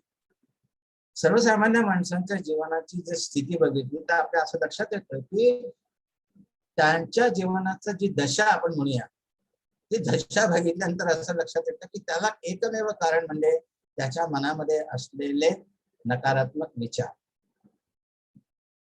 आता सुद्धा आपल्याला सांगितलं जातं की तुम्ही डॉक्टरांकडे गेलो आपण समजा आपल्या समस्येसाठी, तर डॉक्टर म्हणतात किंवा आपल्याला आपले जे ज्येष्ठ मार्गदर्शक असतात, बुद्धिवंत मार्गदर्शक असतात, ते पण आपल्याला सहज सांगतात असं करू नका, असा नकारात्मक विचार करू नका, सोडून द्या असे विचार. हे सगळं ऐकल्यानंतर त्यांना जर आपण प्रश्न विचारला की सर ठीक आहे तुम्ही म्हणताय ते मला पटतंय, पण आता तुम्ही मला सांगा की विचार कसे सोडायचे, नकारात्मक विचार माझ्या मनातनं कसे काढून टाकायचे, ह्याची काही पद्धत आहे का? त्याचं बहुतांशी उत्तर नकारात्मक आहे. बहुतांशी उत्तर हे की त्यांनाच माहिती नसतं, त्यांना फक्त एवढाच सल्ला देणं माहित असतं की नकारात्मक विचार करू नका. पण त्यांना हे माहिती नसतं की नकारात्मक विचार कसा करायचा नाही, त्याच्याऐवजी सकारात्मक विचार कसा नेमकेपणाने करायचा हे त्यांना माहिती नसतं. आणि ब्रह्मविद्या आपल्याला इथे मदत करते. आणि ही मदत जी आहे की आपल्याला आपले विचार, तुम्ही एक प्रयोग घरी गेल्यानंतर सुद्धा करू शकता. तुमच्या मनातला कोणताही नकारात्मक विचार तुम्ही बाहेर काढू शकता का? तुम्ही तुमच्या खिशातल्या वस्तू बाहेर काढू शकता, पॅन्टच्या खिशातल्या वस्तू बाहेर काढू शकता, ड्रॉवर मधल्या वस्तू बाहेर काढू शकतात, कपड्यातल्या वस्तू बाहेर काढू शकतात, उचलून पकडून हातात. पण तुमच्या मनातला एखादा नकारात्मक विचार तुम्ही बाहेर काढू शकता का? त्याचं उत्तर आहे नाही. कारण ते कसं करायचं असतं हेच आपल्याला माहित नाही. हे कसं करायचं असतं हे आपल्याला माहिती नाही. हे वैद्यकीय शास्त्राला सुद्धा माहिती नाहीये की हे नकारात्मक विचार कसे दूर करायचे. मग आपल्याला असं लक्षात येतं की मन इतकं महत्वाचं आहे विचाराच्या संदर्भात, अनुभवाच्या संदर्भात. तर मग त्या मनामध्ये विचार कसे आणायचे, सकारात्मक नकारात्मक विचार कसे बाहेर काढायचे, याचं मार्गदर्शन ब्रह्मविद्या करते. आता श्वासाचं मार्गदर्शन जेव्हा ब्रह्मविद्या करते त्यावेळेला ती प्राणायाम आणि 8 प्रकारचे श्वसन प्रकार या ब्रह्मविद्येमध्ये शिकवले जातात. हे 8 प्रकारचे श्वसन प्रकार आणि प्राणायाम हा आपल्या श्वासासाठी आहे, श्वास सुधारण्यासाठी आणि मनाच्यासाठी, विचारांमध्ये सुधार होण्यासाठी आपल्याला ध्यानाच्या पद्धती शिकवते. ब्रह्मविद्या ध्यानासाठी म्हणजे विचारांसाठी ध्यान शिकवते, श्वासासाठी श्वसन प्रकार आणि प्राणायाम शिकवते. लक्षात आलं आता तुमच्या ब्रह्मविद्येचा स्कोप काय येतो? आणि तिसरा महत्वाचा मुद्दा ज्याचा आपण विचार केला तर सुरुवातीला थोडक्यात, की जीवनाची व्यवस्था म्हणजे काय. ही जीवनाची व्यवस्था प्रत्येकामध्ये त्या परमेश्वराने प्रस्थापित केलेली आहे. ज्या अर्थी ती व्यवस्था अबाधित ठेवण्याची गरज आहे, त्या अर्थी त्या अबाधित ठेवण्याकरता त्याचे काही नियम असलेच पाहिजे. तर हे जीवनाचे जे नियम आहेत, हे काही विशिष्ट जीवनाचे नियम ब्रह्मविद्या आपल्याला शिकवते. त्याला असं म्हटलेलं आहे की या जीवनाचा जो भाग आहे, नियमाचा जो भाग आहे, त्याला अष्टांग राजमार्ग असं म्हणतात. या अष्टांग राजमार्गाचे 8 पायऱ्या म्हणजे 8 मूलभूत नियम आहेत आपल्या प्रत्येकाच्या जीवनाशी निगडीत. या नियमांचं पालन जर आपण केलं, ब्रह्मविद्येने जसं शिकवलं त्याप्रमाणे ते आपण जर आचरणात आणलं, तर आपलं जीवन हे जसं आपल्याला हवं आहे तसं सुख शांती समाधानाचं होऊ शकतं, नव्हे होतं. मग ब्रह्मविद्येच्या या सगळ्या माहितीचा साखा एकत्रित जर विचार केला तर आपल्या असं लक्षात येईल की ब्रह्मविद्या म्हणजे सुखी जीवनासाठी असलेला, तुमच्या माझ्यासाठी उपलब्ध असलेला एक त्रिशूळ आहे. काय आहे? त्रिशूळ. तो कसा आहे बघा, प्राणायाम आणि श्वसन प्रकार हे त्या त्रिशूळाचं एक पात्र आहे. ध्यान हे दुसरं पात्र आहे. आलं लक्षात? प्राणायाम, श्वसन प्रकार आणि ध्यान हे 3 पाती झाली. आणि या तिन्ही पात्यांना धरून ठेवणारा जो दंड आहे तो म्हणजे जीवनाचे नियम. बघा, हे प्रतीक तुम्ही लक्षात घ्या. जर तुमच्या हातामध्ये तो दंड मजबूत असेल तर ती पाती मजबूत आहे. तुमचं प्रत्येक पातं मजबूत आहे तर तुम्ही तुमचं संरक्षण मजबूतपणे करू शकता. तर शेवटाकडे जाताना मी तुम्हाला एक साधा प्रश्न विचारतो आणि त्याचं उत्तर तुम्हीच द्या. त्याचा प्रश्न असा आहे की या परमेश्वराने जर एवढं मोठं विशाल अमर्याद असं ब्रह्मांड विश्व निर्माण केलेलं आहे, तर यातली प्रत्येक गोष्ट, प्रत्येक सजीव कोणी निर्माण केली? सांगा बरं. परमेश्वरानेच. तुम्ही केली आहे का निर्माण? तुम्ही एखादा जंतू निर्माण केलाय का? डास निर्माण केलाय का? नाही. माणसाने काहीही सजीव निर्माण केलेला नाही, तो करूच शकत, कारण हे निर्मिती करण्याचं काम फक्त परमेश्वराचं आहे. आता असा विचार करा की ज्या आजाराच्या संदर्भामध्ये आपण नेहमी चर्चा करतो, कुठलाही आजार, त्याचं कारण आपण शोधतो बाहेर, आपल्या बाहेर त्याचं कारण शोधतो आणि आपण शोधतो की याला कोणता जंतू कारणीभूत आहे, कोणता बॅक्टेरिया कारणीभूत आहे, कोणता डास कारणीभूत आहे की नाही? तुमच्या लक्षात येत आहे का मी काय म्हणतो ते? मलेरियाचा विचार केला की लगेच आपल्या डोक्यात येतं, अरे मलेरियाचे डास. डेंग्यूचा विचार केला, डेंग्यूचा डास. हत्ती रोगाचा, फायलेरियाचा विचार केला, लगेच त्याचा डास. म्हणजे आपण आपल्या आजाराची कारणं नेहमी बाहेर शोधतो. अनेक प्रकारचे आपल्याला जंतू माहिती आहेत, बॅक्टेरिया माहिती आहेत की अमुक या बॅक्टेरियामुळे अमुक एक आजार होतो, टीबीच्या बॅक्टेरियामुळे टीबी होतो, कॉलराच्या बॅक्टेरियामुळे कॉलरा होतो, टायफॉइडच्या बॅक्टेरियामुळे टायफॉइड होतो, असं आपण सांगून मोकळे होतो. आता हे सगळे आता सुद्धा आपण विचार करूया की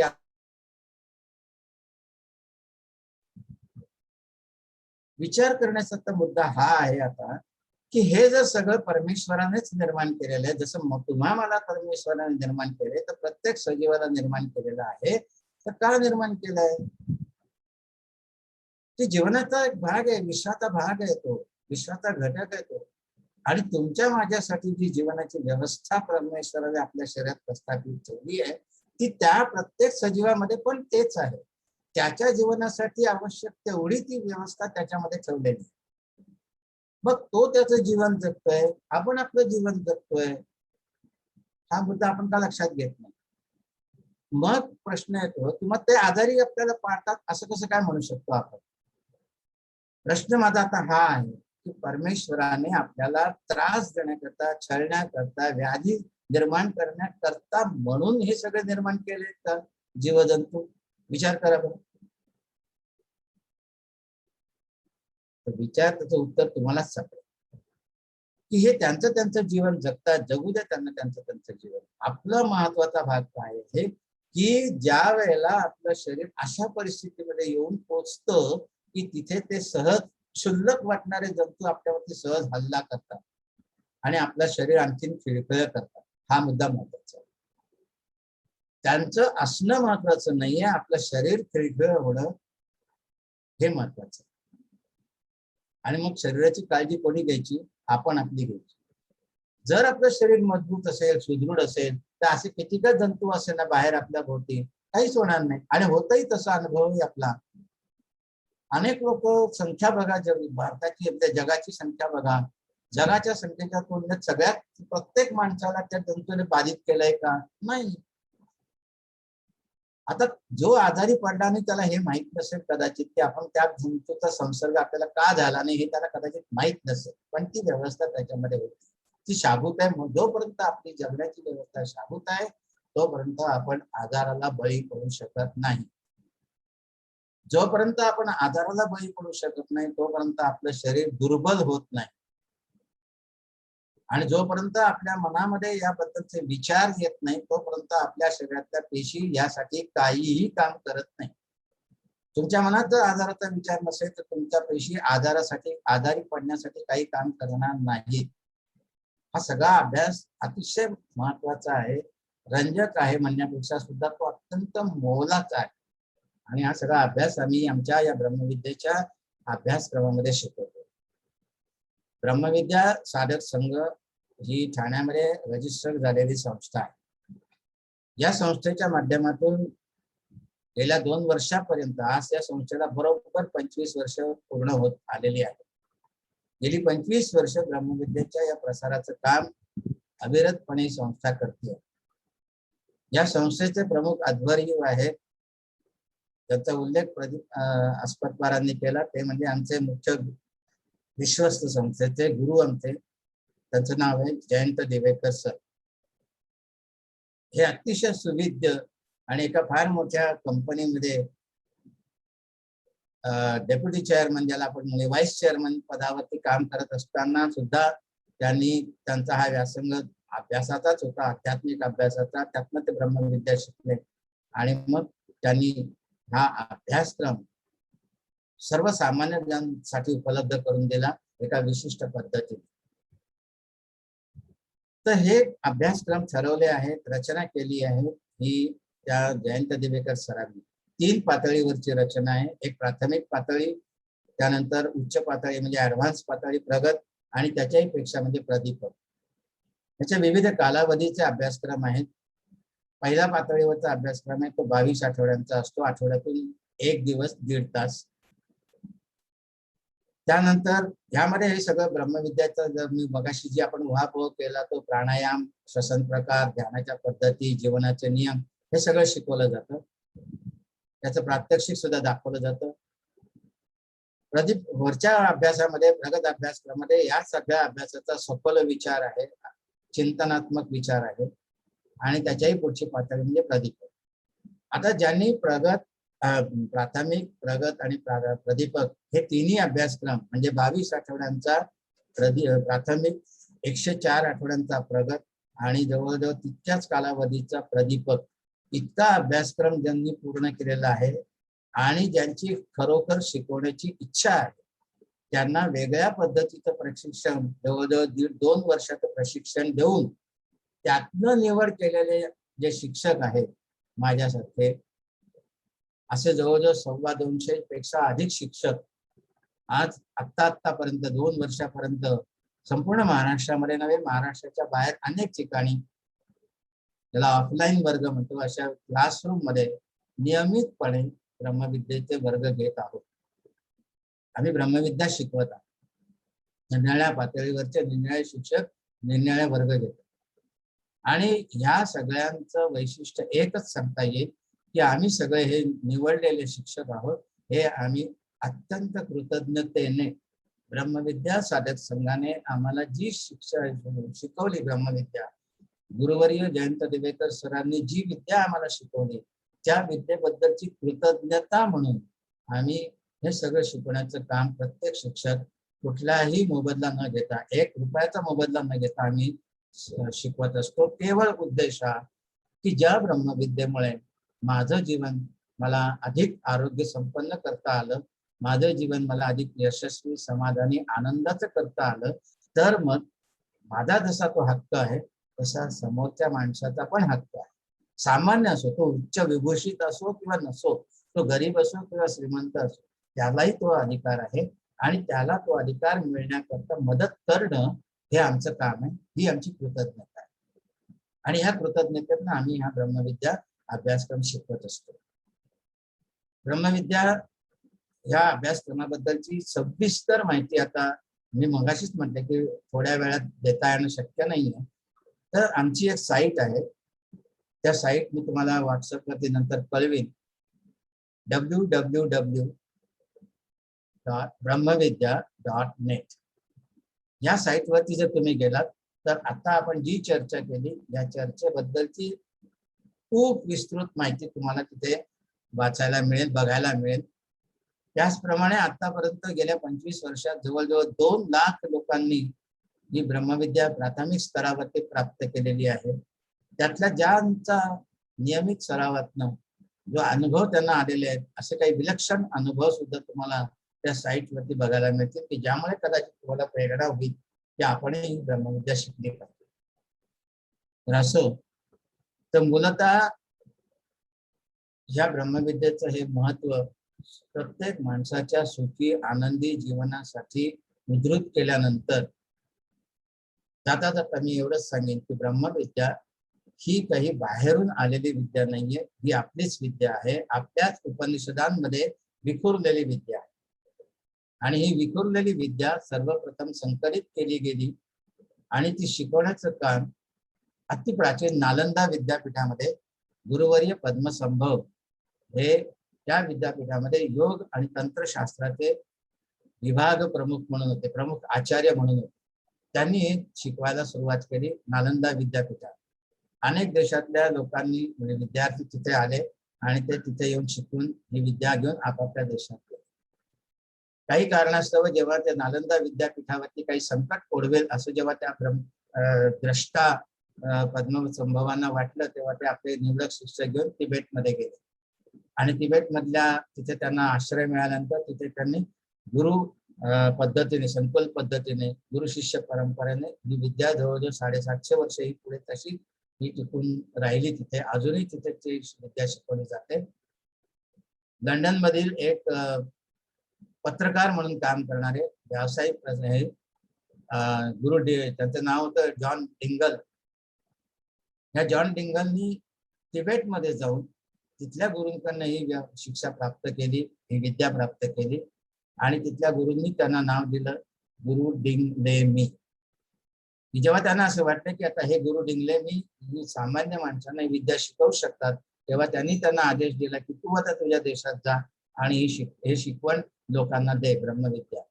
त्यांनी कॅलिफोर्नियामध्ये गेल्यानंतर ती इन्स्टिट्यूट ऑफ मेंटल फिजिक्स नावाची एक संस्था स्थापन केली आणि त्या संस्थेमध्ये हे पोस्टल कोर्सेस ते चालवत होते. अनेक देशातल्या लोकांनी तो पोस्टल कोर्स केला. आपल्या इथे एक सामान्य गृहस्थ, ज्याला आपण म्हणूया तुमच्या माझ्यासारखे, एस रामनाथन म्हणून होते. ते व्यवसायाने स्टेनो म्हणून त्यांचा व्यवसाय होता. तर त्यांनी ही पोस्टल कोर्सद्वारे त्या संस्थेतनं विद्या प्राप्त केली आणि भारतामध्ये त्यांनी ही विद्या शिकवायला सुरुवात केली. तर अशा प्रकारे मूळची भारतातच असलेली ही विद्या जरी मधल्या काळामध्ये बाहेर गेली भारतातून, तरी ती पुन्हा परत भारतामध्ये आली आणि ब्रह्मविद्या साधक संघाचे गुरुवर्य जयंत दिवेकर हे स्वतः त्या गुरु रामनाथन, म्हणजे त्यांचं नाव होतं गुरु ज्योतिर्मयानंद, या ज्योतिर्मयानंदांच्याकडे समोर बसून शिष्याप्रमाणे त्यांनी त्यांच्याकडनं ही विद्या प्राप्त केली आणि विद्या शिकवायला सुरुवात केली. आणि मग त्यासाठी या प्रचारासाठी ब्रह्मविद्या साधक संघ ही संस्था रजिस्टर करून त्यामार्फत गेली 25 वर्ष हे ब्रह्मविद्येच्या प्रसाराचं काम अविरतपणे सुरू आहे. तर माझा समारोप मी एवढाच करीन की ब्रह्मविद्या ही अनोखी आहे, विलक्षण आहे. प्रत्येक माणसाच्या जीवनाचं मार्गदर्शन करणारा तो एक अखंड दीपस्तंभ आहे. त्या दीपस्तंभाचा आपण सर्वांनी जरूर लाभ घ्यावा. हे सध्या हे ऑनलाईन वर्ग चालू आहेत सध्याच्या परिस्थितीमुळे. या ऑनलाईन वर्गांची माहिती सुद्धा तुम्हाला त्या ब्रह्मविद्याच्या साईटवरती मिळेल. सविस्तर माहिती उपलब्ध आहे. आपण त्या माहितीचा जरूर लाभ घ्या. त्यातनं तुम्हाला जो वर्ग तुम्हाला जिथे करावासा वाटेल, प्रेरणा होईल, तो वर्ग तुम्ही अवश्य जॉईन करा. त्या वर्गाचं स्वरूप ते वर्ग घेणाऱ्या शिक्षकांचं नाव, पत्ता वगैरे सगळं त्या त्या ठिकाणी उपलब्ध आहे. पण असो, या मला सांगितलेल्या प्रमाणे या ब्रह्मविद्या या विषयाचा मला थोडक्या वेळात जेवढं देता येईल तेवढं मी या ठिकाणी आपल्या समोर सादर केलं. मी माझ्या भाषणाचा समारोप प्रार्थनेने करतो. आपण पुन्हा एकदा त्या प्रार्थनेच्या पवित्रात येऊया आणि मग आपण प्रश्न असतील तर त्याचा विचार करूया.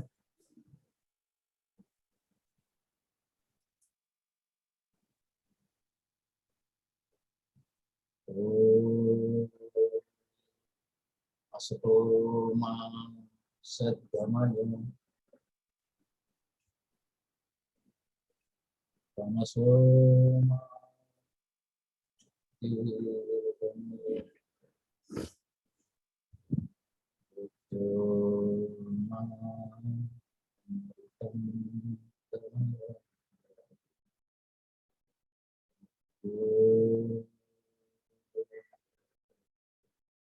शांति शांति शांति.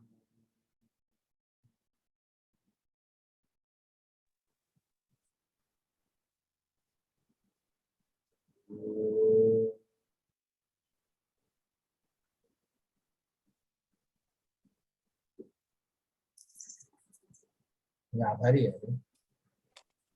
मी आभारी आहे. मी आभारी आहे. पुन्हा एकदा सगळ्यांना धन्यवाद.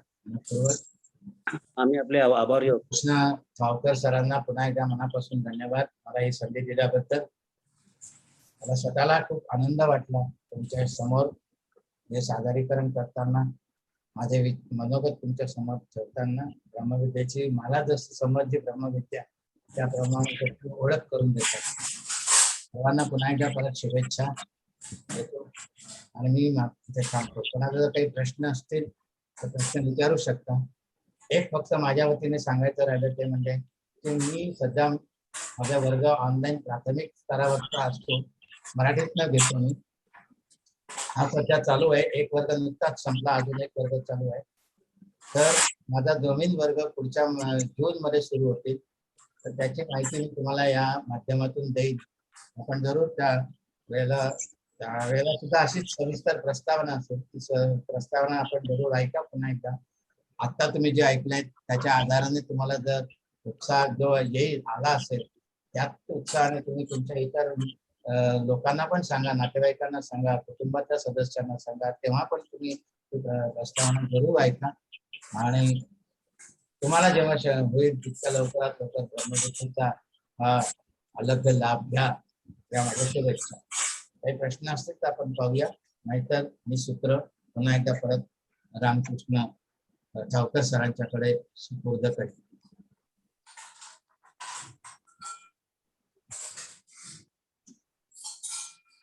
प्रश्न तुमच्याकडे सुपूर्द करतोय पुढची सूत्र. प्रश्न विचारावं.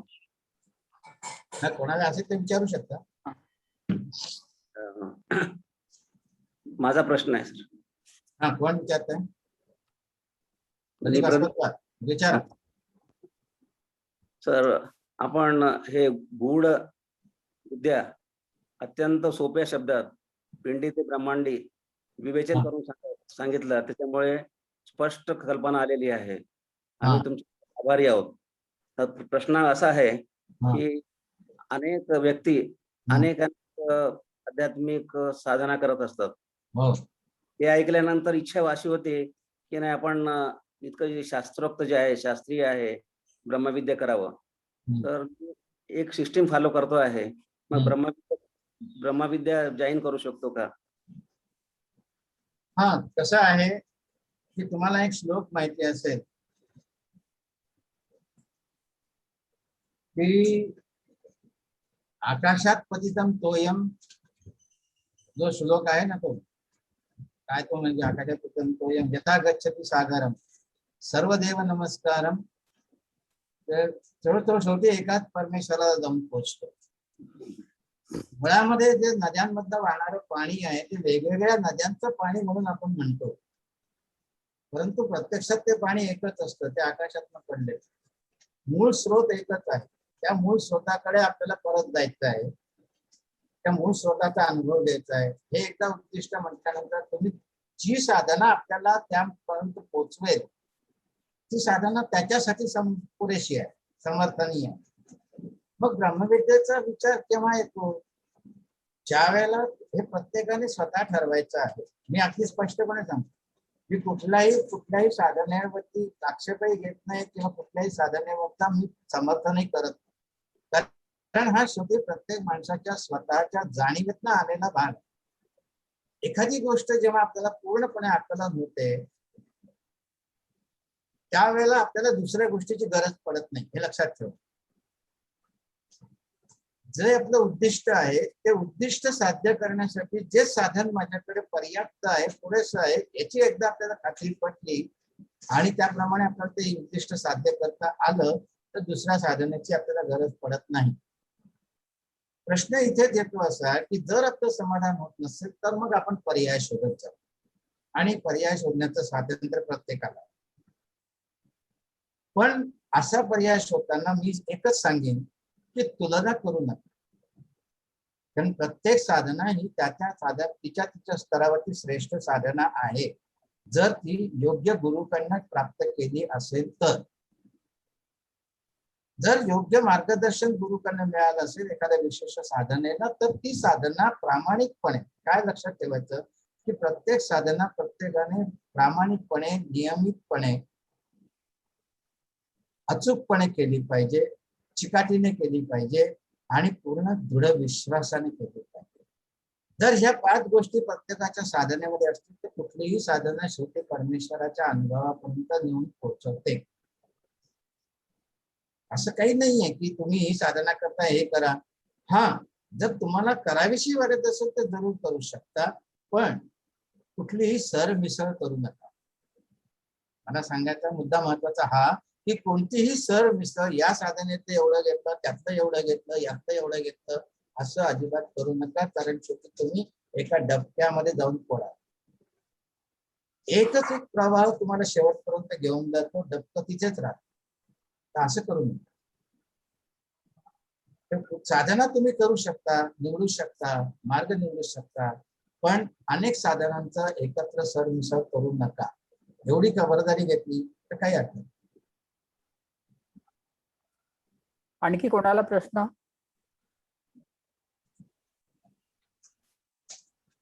सर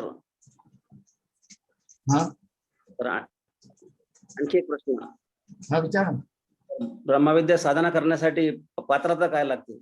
काही नाही. ज्या माणसाला श्वास घेता येतो, ज्या माणसाला विचार करता येतो, मगाशी मी म्हटलं की प्रत्येकाकडे विवेक बुद्धी आहेच. याचं साधं सोपं उदाहरण देतो विवेक बुद्धीचं, तुम्हाला पटतंय का बघा. भिकारी आपण बघतो की नाही आजूबाजूला, आता त्याची विवेक बुद्धी बघा कशी आहे. तो भिकारी सोमवारी कोणत्या देवळात जाईल? मारुतीच्या जाईल का देवीच्या देवळात जाईल? तोच भिकारी गुरुवारी कोणत्या देवळात जाईल? आता विचार करा, शनिवारी तो कुठल्या देवळात समोर सापडेल? ही त्याची विवेक बुद्धी आहे. आलं लक्षात? त्यामुळे जो विचार करू शकतो, जो श्वास घेऊ शकतो, या 2च पात्रता ब्रह्मविद्येच्या साधकासाठी आहे. मग तो किती उच्च शिक्षित असो नसो त्याने काही फरक पडत तर वयाची काय अट आहे? कुठल्याही जाती धर्माचा असो त्याचाही फरक नाही. वयाचा फरक एवढाच आम्ही करतो प्राथमिक अभ्यासक्रमासाठी की प्राथमिक अभ्यासक्रम वयाच्या 18व्या वर्षानंतर सुरू होतो. त्याच्या आधी वय 10 ते 18 हे जो अभ्यासक्रम आहे तो लहान मुलांसाठी, त्याला बालवर्गाचा अभ्यासक्रम आम्ही म्हणतो. परंतु ब्रह्मविद्येचा खरा अभ्यास वयाच्या 18व्या वर्षानंतर पुढे कितीही वर्ष तुम्ही वर्गात प्रवेश घेऊ शकता, कुठल्याही वर्षी. आमच्याकडे जवळजवळ 70, 80, 90 वर्षापर्यंतचे साधक नव्याने प्रथम प्रवेश घेतलेले आहेत, ते घेतात आणि ब्रह्मविद्येची साधना करतात. तेव्हा वय हा कुठलाही मुद्दा नाही आणि कुठलीही विशिष्ट पात्रता नाही, बाकी काही नाही. कुठल्याही प्रकारची शिस्त म्हणजे आपण अनुशासन नाही की अमुक एकच पथ्य पाळलं पाहिजे किंवा अमुक एकच पद्धतीने तुम्ही वागलं पाहिजे किंवा तुम्ही ते म्हणजे ड्रेस कोड वगैरे असं काही नाही. अगदी साध्या सोप्या पद्धतीने आपण ब्रह्मविद्या शिकू शकतो. सर नमस्कार. नमस्कार. सर माझं एक प्रश्न होतं. हा बोला. मला कळलं म्हणजे प्राण, विवेक, बुद्धी आणि ध्यान आहे ना. हा. ध्यान मध्ये आपण नकारात्मक आणि पॉझिटिव्हनेस. हो. तर आपण ध्यान करत असताना आपल्याला नकारात्मकच जास्त विचार येत असतात. हो त्याला दूर कसं करायचं? हो, हीच खरी पद्धत आहे. हेच तंत्र आहे. हेच हा, हा. शिकायचं आहे आपल्याला. अगदी तुमचा मुद्दा प्रश्न अगदी बरोबर आहे, कारण या अनुभवात मी पण गेलेलो आहे. हो बरोबर. त्याचं कारण असं आहे की जर तुम्ही बघितलं असेल तर आपल्या मनामध्ये ध्यान नकारात्मक विचार येतात. ते कुठून येतात? तुम्ही असा विचार कधी केला का की तुम्ही ध्यानाला बसला असाल, तुमचा सराव असेल ध्यानाचा, तुम्ही ध्यान करत असाल, ध्यानासाठी बसला असाल, तर तुमच्या आजूबाजूचे घरातले कोणी लोक तुमच्या डोक्यामध्ये नकारात्मक विचार टाकतात का? ते नकारात्मक विचार टाकत नाही, पण म्हणजे असं वेगळेच विचार येतात. आपल्या मनामध्येच असतात. मनामध्येच ते साठलेले असतात. ज्या वेळेला आपल्या मनामध्ये विचारांची प्रक्रिया थांबलेली असते, ध्यानामध्ये आपण विचारांची प्रक्रिया काही काळ थांबवतो. त्यानंतर अशा विचार जे आहेत, तर मग ते विचार काय करतात? तर विचार स्वस्थ बसत नाही. विचार यामध्ये गती आहे. मग अशीच ते म्हणतात तुम्हाला की जशी प्राण ही गती आहे, विचारांमध्ये गती आहे, विचारांमध्ये हालचाल आहे. विचार कधीच स्थिर राहू शकत नाही. मग असा विचार काय करतो? तो हळूहळू आपल्या ज्या मनामध्ये खोलवर गेलेले असतात ते सगळे विचार, साठलेले विचार आहेत तुमच्या मनाच्या. ज्या वेळेला आपण म्हणतो की माझ्या मनामध्ये नकारात्मक विचार येतात, तर हे नकारात्मक साठलेले विचार वर यायला पाहतात, उसळी मारतात. अच्छा. हा, आलं लक्षामध्ये? ते उसळी मारत वर येतात, ढवळल्यासारखे वर येतात. राईट. आणि मग त्याच्याकडे आपल्याला लक्ष द्यायचंय की मला तुझी गरज नाहीये. बरोबर. परत आपण पॉझिटिव्ह. तुम्हाला एक सांगतो, तुम्हाला एखाद्या ओढ्यामध्ये तुम्ही ओढ्याच्या काठी बसला असाल तर ओढ्यामध्ये वाहत जाणाऱ्या अनेक गोष्टी तुम्ही पाहता की नाही? ती गोष्ट तुम्ही ओढून घेत नाही तोपर्यंत तुमच्याकडे येत नाही. राईट. आणि तुम्ही जे ओढली नाही तर काय होतं? ती पुढे वाहून जाते. सहज. बरोबर. एक्झॅक्टली. आपण जर विचारांना प्रतिसाद दिला नाही तर विचार निघून जातात. ध्यानामध्ये आपल्याला हे शिकवतो आपण की विचाराला प्रतिसाद कसा द्यायचा नाही. आपल्याला प्रतिसाद देणं खूप आवडतं. प्रत्येक माणसाला कोणत्याही विचाराला प्रतिसाद द्यायला आवडतं. पण विचारांना प्रतिसाद कसा द्यायचा नाही, का द्यायचा नाही, हे आपल्याला ध्यान शिकवतं ब्रह्मविद्या. Thank you sir. कृपया प्रश्न विचारताना नाव सांगा आणि गाव सांगा. कोणाला काही आहे आणखी प्रश्न विचारायचा आहे?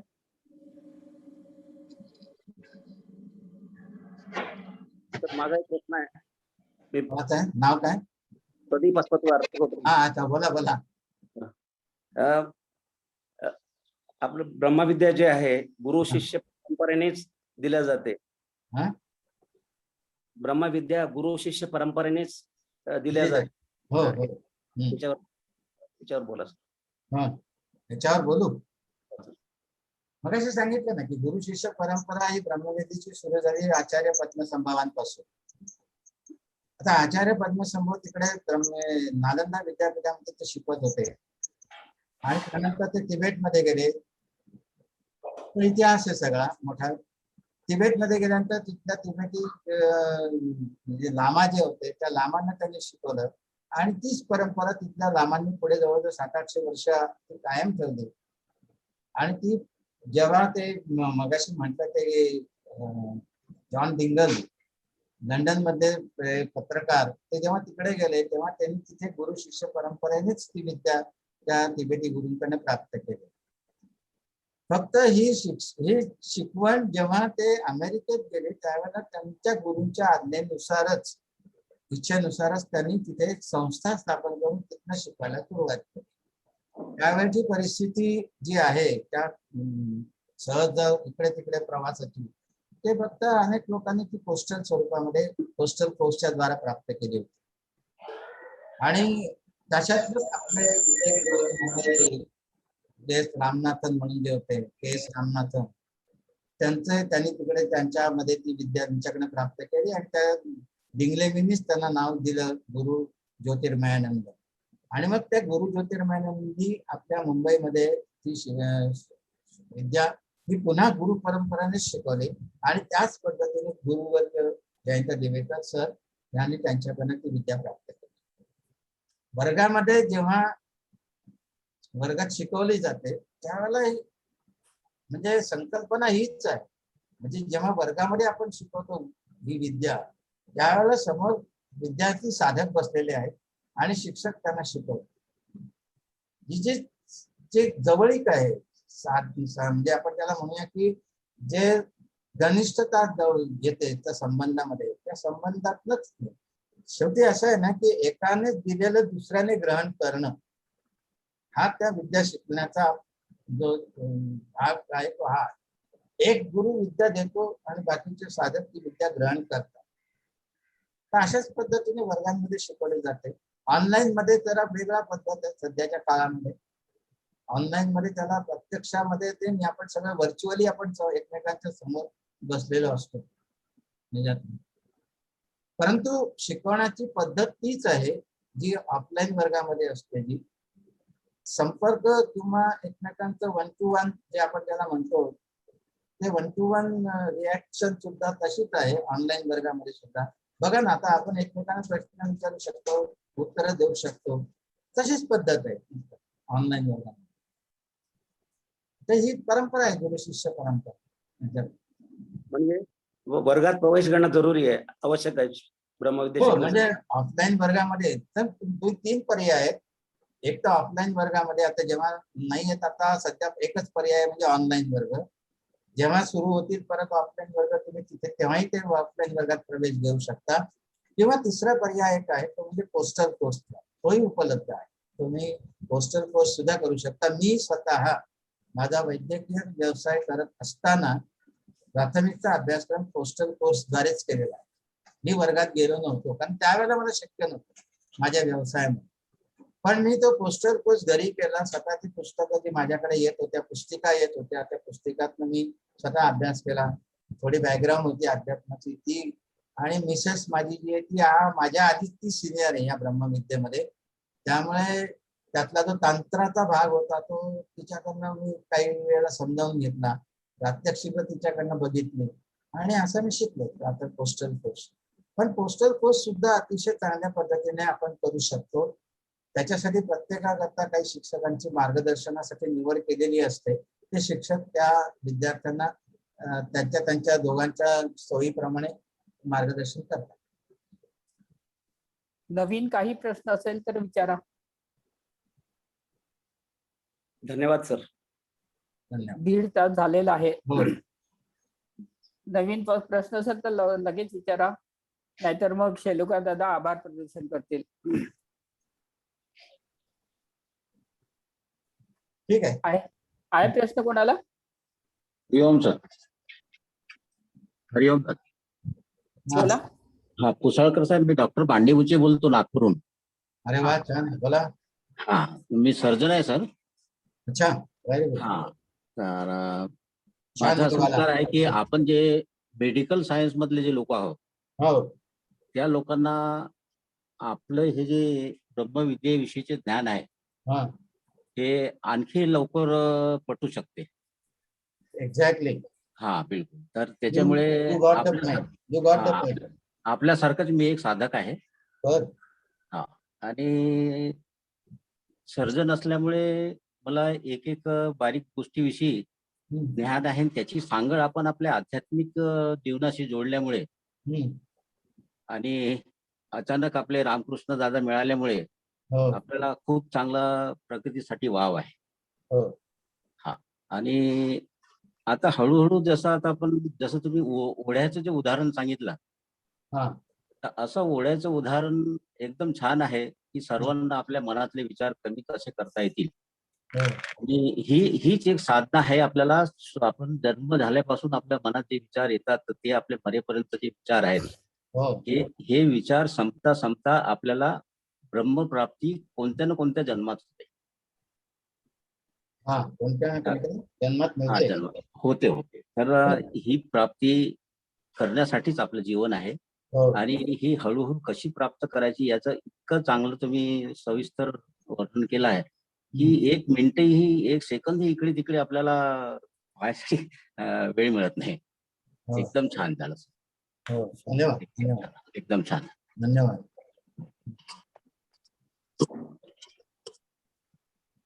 आणि काही आणखी काही प्रश्न आहेत? माझ्या वर्गाची माहिती मी तुम्हाला नंतर कळवेन. नवीन सुरू होणाऱ्या वर्गाची त्यांना इच्छा असेल ते जॉईन करू शकतो. हा, तर आपण मला असं वाटतं आभार जास्त प्रदर्शनाच्या अपव्यय न होऊ देता गावकर सर आपण पुढच्या भागाकडे जाऊया. हा, आभार प्रदर्शनापूर्वी एका वाक्यात मला सांगायचं हा. आहे. भगवान गौतम बुद्ध त्यांनी आजारावर एकच त्यांनी सांगितलं होतं की कोणताही आजार येत असेल तर तुमची एक नासिका बंद असते. ती नासिका तुम्ही उघडली तरी तो कितीही भयंकर आजार असतो त्या आजारापासून आपण मुक्त होऊ शकतात. हेच आज दादांनी आपल्याला सांगितलं आहे. आणखी त्यांच्या ध्यानस्थ मुद्रेमध्ये एक त्यांची ज्ञानमुद्रा असायची. ज्ञानमुद्रा ही याच्यासाठी सांगते की बा तुमचा विवेक जागृत करण्यासाठी ज्ञानमुद्रा करतात. तर दादांनी दोन्ही गोष्टी सांगितल्यात. परमेश्वरांनी आपल्याला काही गोष्टी 1 दिल्यात आणि काही गोष्टी 2 दिल्यात. 1 पोट 1 तोंड, तसंच काही गोष्टी 2-2 दिलेल्या आहेत. एक जरी फेल्युअर जर झालं तरी समन्वयासाठी आपल्याला त्याचा दुसरा उपयोग करावा. म्हणून परमेश्वराने जाणून बुजून आपल्याला त्या 2 गोष्टी दिल्यात. आणि परमेश्वराचं जे स्वरूप आपल्याला सोप्या रीतीने दादांनी समजून सांगितलंय. आम्ही त्यांचं खूप खूप आभारी आहेत. आणि आम्ही पुन्हा इच्छा प्रकट करतोय की त्यांनी भविष्यात कधी आम्हाला येऊन मार्गदर्शन करावं. बराच वेळ झाल्यामुळे आता हा